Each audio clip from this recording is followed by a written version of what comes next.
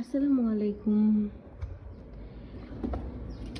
এখন বাজে সকাল 7টা। আমি আরও উঠেছি। আমি উঠে এতক্ষণ ভাত বসাইছি। মাছ রাত্রেবেলা ফ্রিজ থেকে বের করে রাখছিলাম, কিন্তু পানিতে ভিজাই নাই। ওই মাছটা কাটলাম, কাটার পর ম্যারিনেট করে রাখছি। এটা এখন ভাজবো,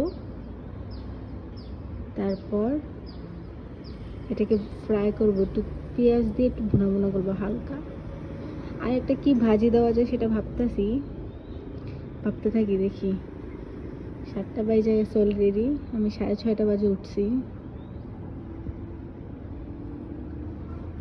হিয়ার ইজ মাই মাছ।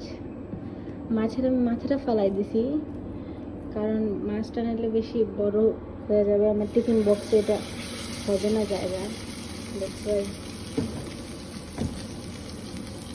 এটা এখন হইতে থাক। কি করব বুঝতেই পারতেছি না। বুঝতে না পাইরা আজকেও এই ক্যাবেজটা আমি ভাজি করতেছি। আবার ভাইবেন না, পরপর 2 দিনই দিলাম। কালকে ছিল ওদের হলিডে, কালকে ছিল সানডে, হলিডে ছিল। তার আগের দিন দিয়েছিলাম। আর আজকে একটু ফ্রাই করে দিচ্ছি। আরও আছে, আরেকদিন করা লাগবে। আরও আছে এটুকু বাকি, আরও একদিন করা লাগবে। মাছটা আমার ভাজা শেষ। এখন আমি এই বেগুনগুলো ভাজবো। আর এই চুলাতে আছে বাঁধাকপিটা দিয়ে দিছি। একটু ছ্যাঁকা লাগিয়েছে, বাঁধাকপিটা দিয়ে দিছি। এটা হয়ে গেলে দেন এটা হচ্ছে হালকা পেঁয়াজ দিয়ে একটু ভাজা ভাজা করে দিব, বা ভুনাও করতে পারি, দেখি। বেগুন ভাজি দেবো নাকি আই ডোন্ট নো, কারণ বেশি অয়েলি খাবার হয়ে যাইতেছে। মাছ ভাইজা, আবার ভুনা, আবার বেগুন ভাজা।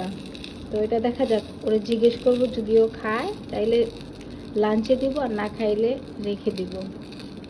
বাঁধাকপিটা ভাজি করার আগে দেখতে সুন্দর লাগে, কিন্তু ভাজি করার পর জানি কেন কালারটা এমন হয়ে যায়, ডিমগুলো ব্লু ব্লু হয়ে যায়, কেমন জানি দেখা যায়।